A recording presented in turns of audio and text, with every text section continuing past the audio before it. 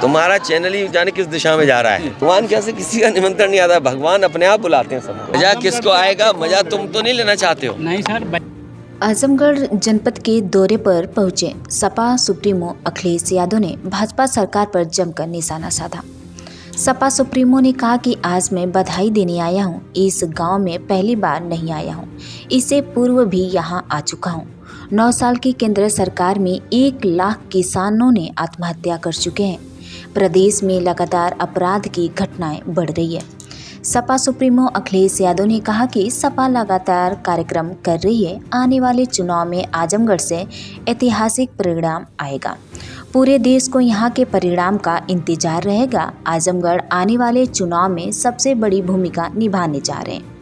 भाजपा का पूरे यूपी से सफाया होगा। इसीलिए कई बार सपा ने कहा कि यूपी से भाजपा को हटाने का मतलब है देश से भाजपा को हटाना। 80 लोकसभा हराइए, बीजेपी हटाइए, इस नारे पर सपा के लोग काम कर रहे हैं। पीडीए भी एनडीए का मुकाबला करेगी। जो भाजपा ने पिछले वादे किए, आज उनको बताने आया हूं कि कितने लोगों को नौकरी दी। विज्ञापन तो बड़े बड़े हैं। सदन में सरकार ने कहा कि 40,000 करोड़ के MOU पर हस्ताक्षर करने की बात कही थी और उद्योग लगने की बात कही थी। मुझे नहीं लगता है कि इन्वेस्टमेंट आएगा। समाजवादी पार्टी कार्यक्रम कर रही है और मुझे उम्मीद है कि आने वाले चुनाव में आजमगढ़ से ऐतिहासिक परिणाम आएगा। ऐतिहासिक परिणाम का इंतजार पूरे देश को भी है। उत्तर प्रदेश आने वाले चुनाव में सबसे बड़ी भूमिका निभाने जा रहा है और मुझे उम्मीद है कि जनता निर्णय लेगी और भारतीय जनता पार्टी का सफाया उत्तर प्रदेश से होगा।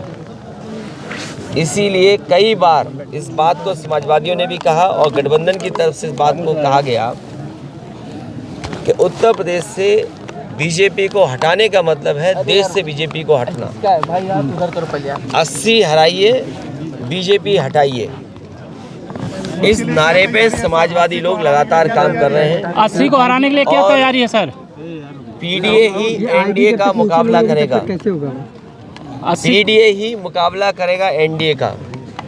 और जो पिछले वादे किए हैं भारतीय जनता पार्टी ने, किसानों की आय दोगुनी होना, नौजवानों को नौकरी और रोजगार मिल जाना, आज कम से कम इनको बताना चाहिए कि इतने लोगों को नौकरी दी है इन्होंने, इतने लोगों को रोजगार मिल गया है।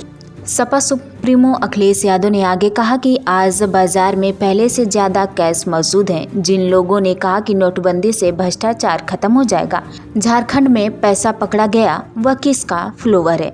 300 करोड़ से ज़्यादा पैसे निकले। इसी तरह से यूपी में इत्र व्यापारी के यहाँ पैसा निकला था तो सरकार ने आरोप लगाया था कि यह पैसा समाजवादी पार्टी का है। चुनाव आने वाला है, ऐसे में इत्र व्यापारियों से समाजवादी पार्टियों की मदद तो कराओ।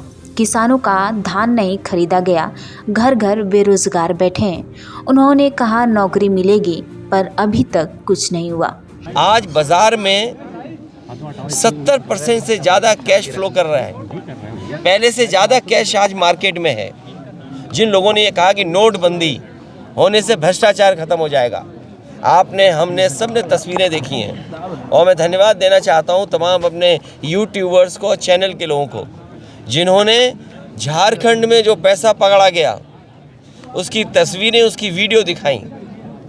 तो आखिरकार किसका फेलियर है ये? जो सरकार ने नोटबंदी की हो और उसके बाद 300 करोड़ से ज़्यादा पैसा निकले। क्या इसी तरह उत्तर प्रदेश में याद कीजिए कि इत्र व्यापारी पे निकला था पैसा और आरोप ये सरकार ने लगाया कि ये समाजवादियों का है। मैं तो बड़ी जिम्मेदारी के साथ आपसे कह रहा हूँ कि चुनाव आने वाला है, ये बीजेपी वालों ने जो आरोप लगाए थे, कम से कम उस इत्र व्यापारी से समाजवादियों की मदद तो कराओ। सपा सुप्रीमो अखिलेश यादव ने कहा कि आज पूरे यूपी में अपराध की घटनाएं घटित हो रही है। NCRB के डाटा में यूपी में महिलाओं और बेटियों के साथ अन्याय हो रहा है। जब से भाजपा की सरकार आई है, कितने लोगों की जान गई है, कितने लोग शहीद हुए हैं, इन सवालों को लेकर सपा जनता के बीच आएगी। उन्होंने कहा कि भाजपा आएगी तो वोट डालने का अधिकार छीन लिया जाएगा। सपा का मानना है कि बीजेपी हटाओ, लोकतंत्र बचाओ, ईवीएम अपने आप हट जाएगा। सपा जनता के मुद्दे पर चुनाव लड़ रही है, आने वाले समय में इसका परिणाम दिखाई देगा। गठबंधन भाजपा को हराने जा रही है। आप पूरे उत्तर प्रदेश में देख लीजिए कितनी घटनाएं हो रही हैं, और जब एनसीआरबी का आंकड़ा आता है तो उसमें सबसे ज़्यादा बेटियां, माताएं, बहनों पे कहीं अन्याय हो रहा है तो उत्तर प्रदेश में हो रहा है। और फिर आप ये क्यों भूल जाते हो, अभी शहीद हुए हैं लोग, हमारे फौजी शहीद हुए, और जब शहीदों का शरीर आया, पार्थिव शरीर आया, तो अधिकारियों के निर्देश ये थे कि उस कॉफिन को खोला नहीं जाएगा क्योंकि उसके अंदर कुछ था ही नहीं। और फिर हमारे आपके रक्षा मंत्री कहाँ गए? उन परिवारों के बीच में बैठने गए जिन परिवारों के सदस्यों की जान ले ली। क्या अधिकारियों पे उंगली नहीं खड़ी हुई, प्रश्न नहीं खड़े हुए? जब से इनकी सरकार आई है, सरकार हमें आंकड़े दिखाए, जनता को बताए कि कितने लोगों की जान गई है, शहीद कितने हो गए। वो आंकड़े कहाँ हैं? हर महीने कहीं ना कहीं हमें खबरें मिलती हैं, सुनने को मिलता है कि इसकी जान चली गई। और आज अधिकारियों के ऊपर प्रश्न लग गया है कि जिन लोगों की जान गई है वो कौन लोग हैं, निर्दोष थे। और फिर एनसीआरबी का आंकड़ा पलट गया। आप जब से इनकी सरकार आई है 1 लाख किसान आत्महत्या कर चुका है। इन तमाम मुद्दों पर 1 लाख किसान आत्महत्या कर चुका है। सपा सुप्रीमो अखिलेश यादव ने आगे कहा कि राम मंदिर उद्घाटन में निमंत्रण के सवाल पर कहा कि भगवान के यहाँ से निमंत्रण नहीं आता, भगवान स्वयं बुलाते हैं। वहीं मीडिया से बातचीत करते हुए अखिलेश यादव ने कहा कि आपको पता है कि भगवान ने हमें बुलाया है, भगवान जब तुम्हें बुलाएंगे तो हमें भी नहीं पता होगा, हम लोग उसी परंपरा के लोग हैं।